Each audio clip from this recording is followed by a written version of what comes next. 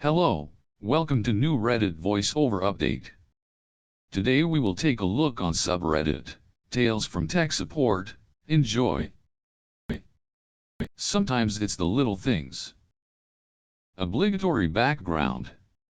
I manage access to systems, make and run by reports, and do unofficial tech support, in a mostly non-technical semi-leadership role in a decidedly non-technical department of a large national company. Recently, my team and sister teams had a really rough day at work. Long overdue but much feared changes came to pass, putting all in an uproar. Rolling blackouts across some states due to the heat pulled some people offline, and to top it off, the primary system that we work with was down intermittently and inexplicably most of the day, even after it had been taken down for a solid 1/2 hour for fixing. It was ultimately determined, late that night, that recent changes had overloaded the progress/graph reporting function, due to the sheer number of total tasks in the system. If too many people used it at once, the whole system kerplugged. Fast forward to the next day. Still managed chaos.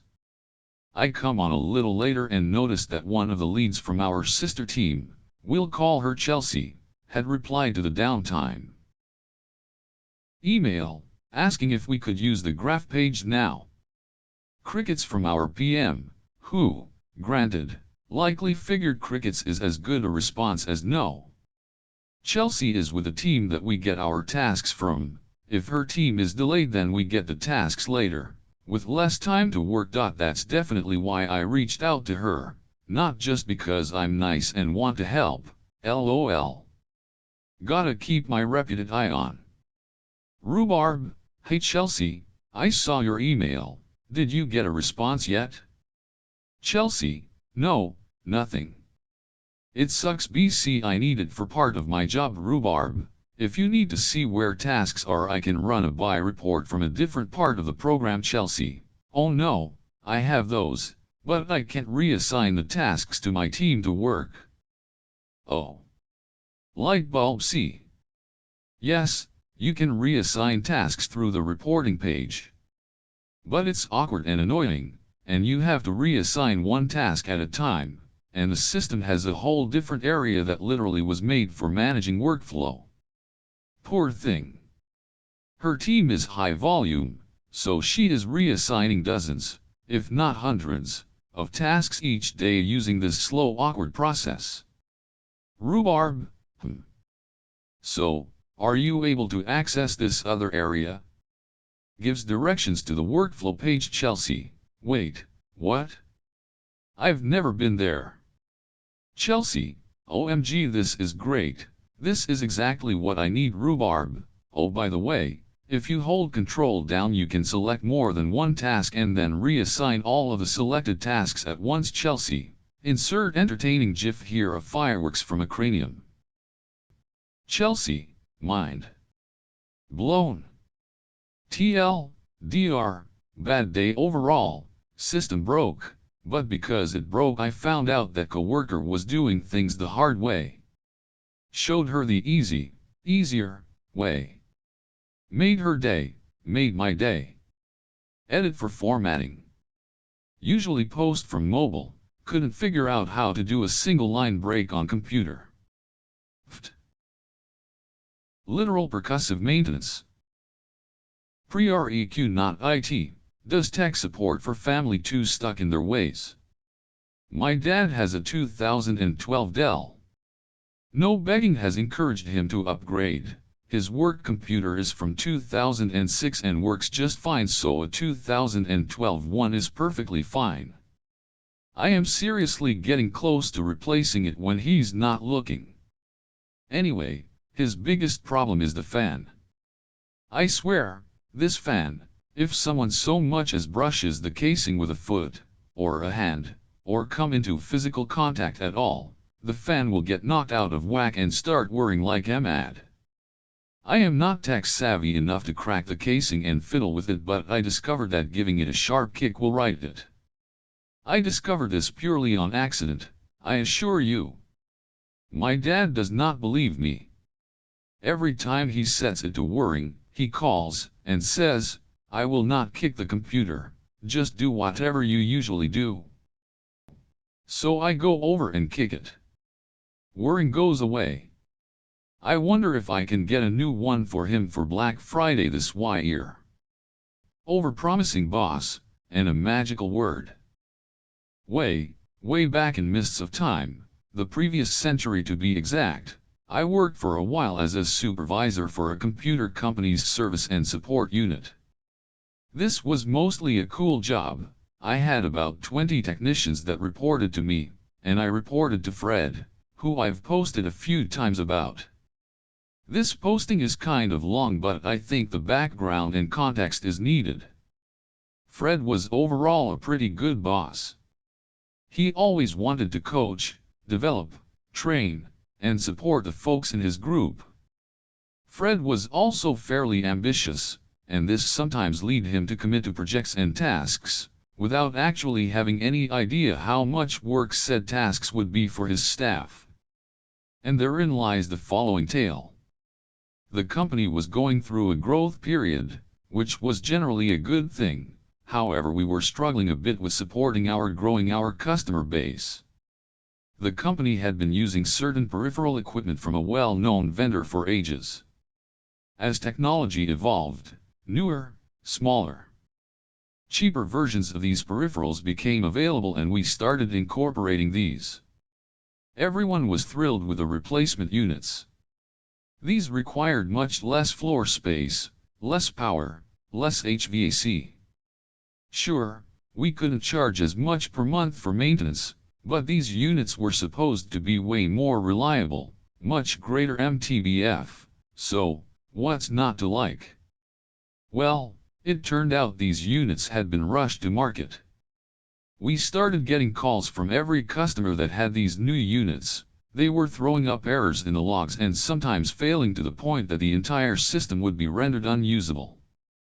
Our tech support guys were working with a vendor, and various ideas and fixes were passed along to us, which we took to our customers, who were getting grumpier by the day. Basically, we had a bleeding accident victim, and all we could do was put band-aids on. And the problems got worse as spare parts availability became a critical issue. We had customers whose systems were unavailable for days while we scrambled for parts. Sometimes the customer would have multiple units down. Or we would fix one unit only to have a different fail in less than a week. At some point the vendor requested that we provide a full service history on every unit we had sold. The only problem was, our service tracking was completely manual.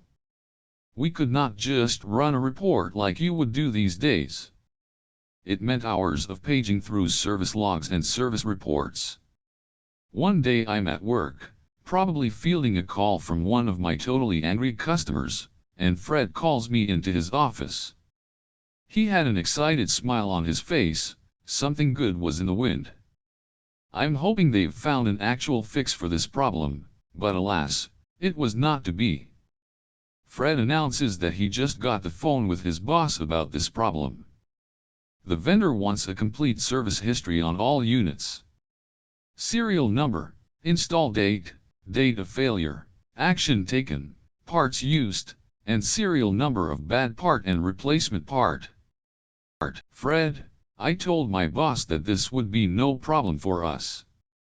I figured you a database of all this information and it would be just typing a few commands, and presto. I was dumbfounded. Fred knew we didn't have any automated service tracking system. All I could see was hours of wading through tons of paper to come up with this information. As calmly as I could I replied. Fred, we don't have those records in any kind of system except on paper. What made you think we some kind of automated system? We never have had. We've talked about it but no one wants to pay for it.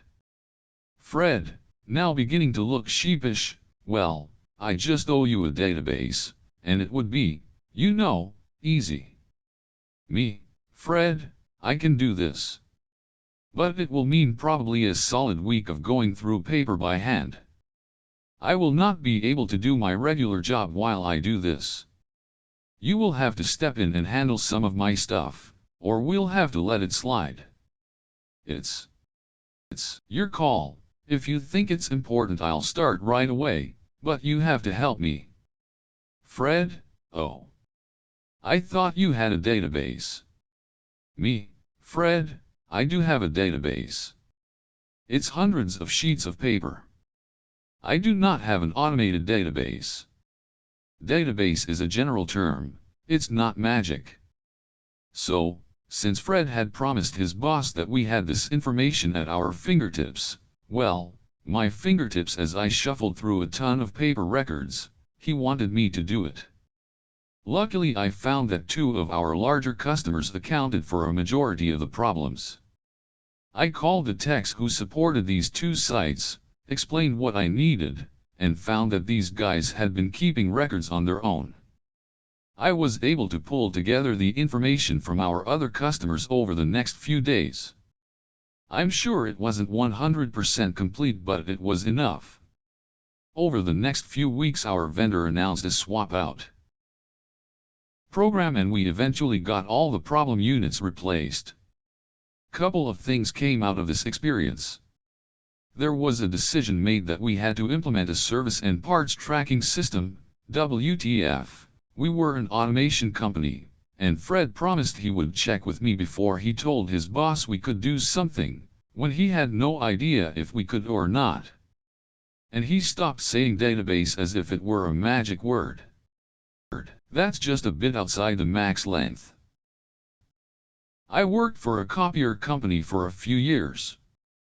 Digital imaging field engineer, if you will. One of our salesmen took a new massive Konica out to a remote site. They wanted to use scan to shared folder, so I had to tag along as the IT guy to set things up. This was the early 2000s, so think XP. We get there and a new machine which has USB and a NIC is right next to the computer to be set up. That's awesome. Took me 15 minutes to hook up the USB and configure the settings and show them how it worked. We went to lunch and then home. Didn't hear a peep for 6 months. We start getting calls that the scanning isn't working anymore. A couple of times bouncing the PC would fix it, but it kept coming back. Nothing has changed, we're told. We took a ride out there, 3 HRS away, and when I walked into the building the problem was apparent. The copier was now on the other side of this large room and no longer next to the PC. It was still hooked up via USB. 10 feet USB extension, 10 feet USB extension X8 then plugged into the copier. They had almost 90 feet of USB 1.1. Cords all daisy chained together. Just a bit outside the max length. Fixed it the next week by placing a second NIC in the PC and using a crossover cable and some static addresses to connect the copier via NIT. Didn't think there was a problem since they all hooked together, I was told. Just because you can is not a confirmation that you should. I encountered that guy at my new job within 2 days. Hi all, long-time reader, first-time poster. Even reading this sub for over 6 years did not put me off finally taking my first step into the IT profession, which I've wanted to for years, after 7 years in the education sector.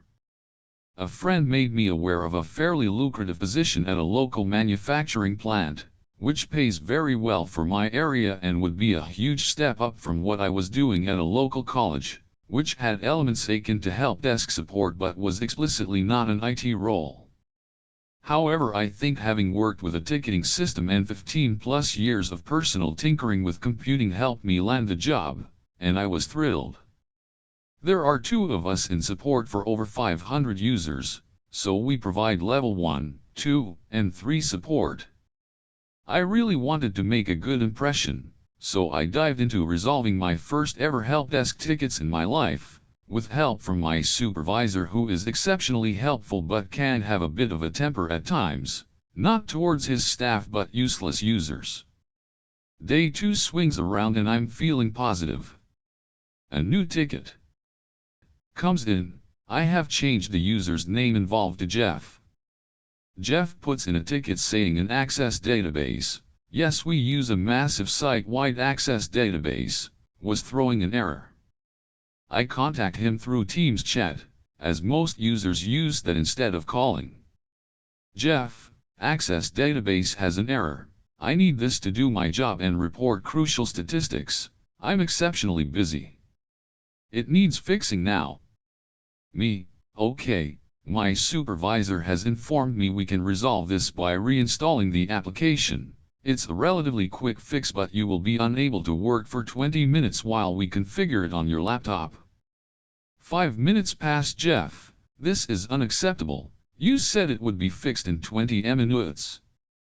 Me, wondering how 5 minutes now means 20 minutes. Office is just reinstalling, which includes access.